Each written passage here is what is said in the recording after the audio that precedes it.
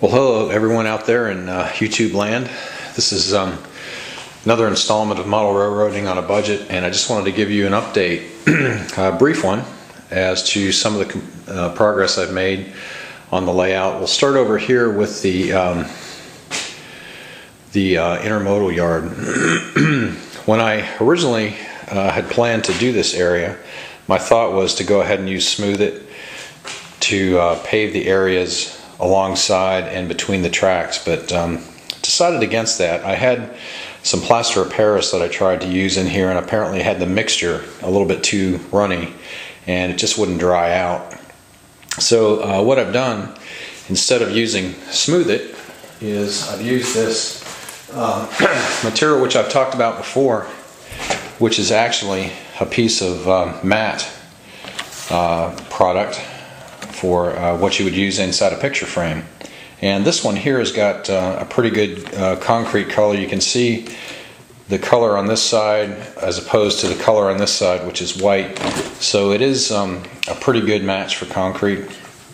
And what I've done is I've taken strips of that and I've laid it alongside and also between the tracks. So it's a pretty good representation of concrete.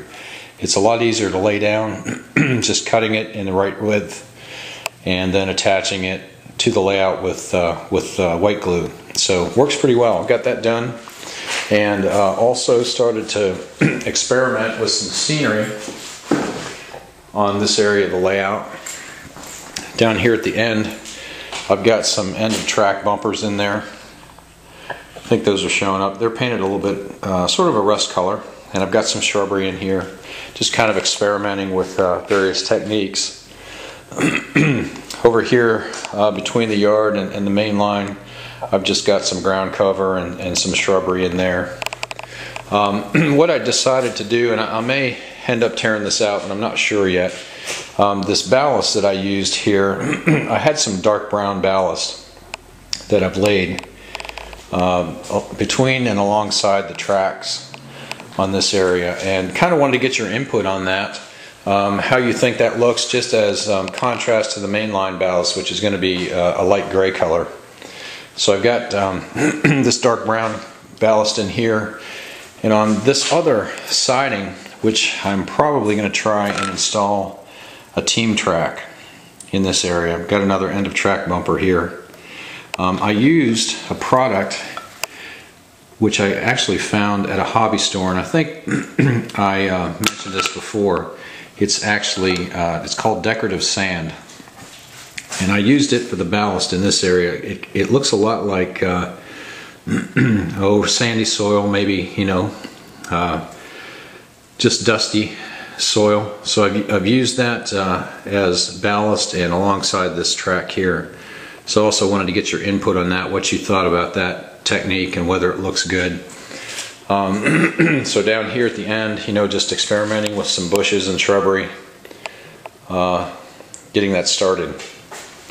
I've also laid between the tracks here on the main line, and I don't know if this is going to show up well, I used a very fine sort of a medium gray ballast between the tracks, and I've got that laid down and it's glued in place.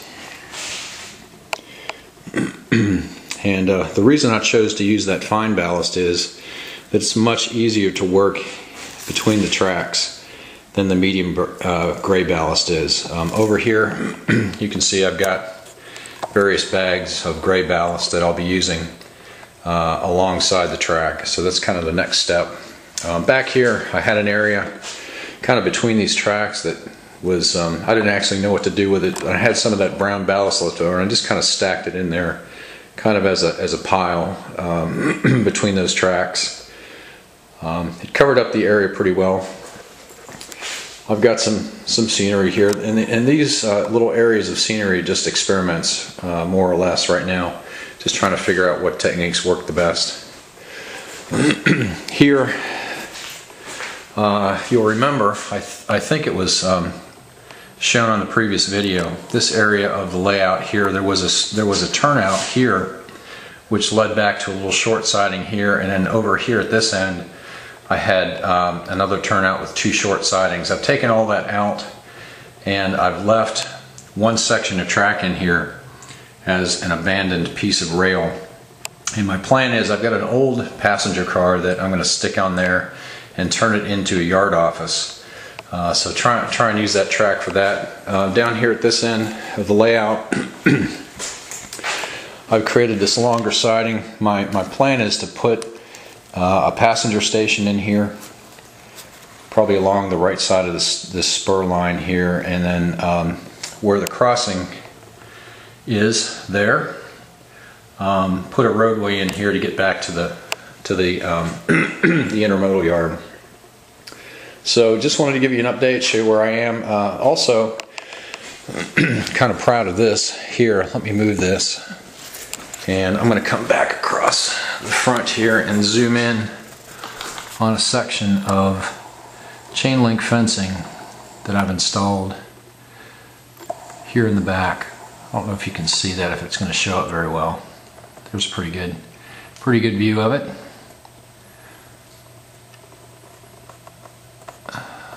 Looks pretty good. So what that is, it is fiberglass window screen. I'm going to drop over here for a minute and just pick up, sorry about that, pick up what I used. I'm going to zoom back out here. This little piece of screen I found at Walmart. It's actually a piece of screen that's made to go inside an open window, just to add a screen. And the reason I bought this, first of all, it was cheap. It was only like $4. I got 2 of these for $4. And what I did, you can see the hole here that's cut out, is I cut the screen on a 45-degree angle. So cut a couple of strips out here. My first strip test didn't go very well. The second one turned out pretty well. So I cut the screen on a 45-degree angle, and when you attach that to the post over here, it does resemble chain link fence pretty well. And what I used for the posts, you remember I've been talking about these T-pins that I used to hold the track in place, to hold the roadbed in place when it's gluing. I just cut the tops of these T-posts, these T-pins off with my pliers, and it gives me about a scale 10-foot long fence post here. And the great part about it is it's got a nice sharp point on the end. So I attached the fence post to the fiberglass screen with just regular old Tester's model cement, and once the cement dried, I just laid the fence on the ground, marked the points where the fence post was going to be, and used another T-pin right here just to create the holes in the scenery. So I just punched holes in here where I wanted the post to sit, and then just poked the fence posts right into the scenery.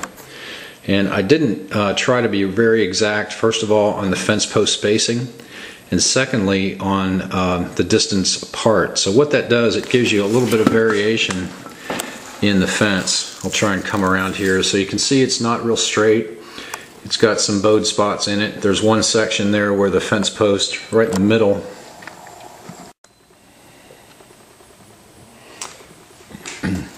the fence post there right in the middle is loose at the bottom. So it's good, it looks pretty good. It's probably about a scale 7.5, 8 feet high, and that's about a 1-inch wide section of fencing there. The other thing I've done is I've got some highway markings on the streets, some crosswalks, some no passing lines, and I've done those with paint pens. Inside the center of town there, I've started to lay the foundation for the park. That's just decorative sand glued in place. And I've also inserted some telephone poles here. There's a double pole back there with some transformers on it. And I've got, I don't know, half a dozen telephone poles here in the sidewalks, which I'm not sure if the sidewalks were on last time. They may have been on, but may not have been painted. I've painted those a concrete color. I drilled a hole in there the size of the base of the telephone poles, and I've glued those in place just with Elmer's glue. So eventually I'll string string cables across those. But just want to give you a little progress update on things. I think that may be it as far as what I've done. Back there in the corner on the other edge of town, I just have another area that I'm experimenting with some scenery techniques and got a few shrubs and bushes up on the hill. So I'd like to get your opinion on what I've done with the different types of ballast that I've used. I was hoping to have some of the actual mainline ballast in, but I didn't get to that tonight. I thought I'd just go ahead and put this update video on and get your input and see what you thought. So appreciate the comments, appreciate everybody watching, and I'll be back soon with another video. Hopefully not so much time will pass between this one and the next one. Thanks for viewing, thanks for your comments. See you later.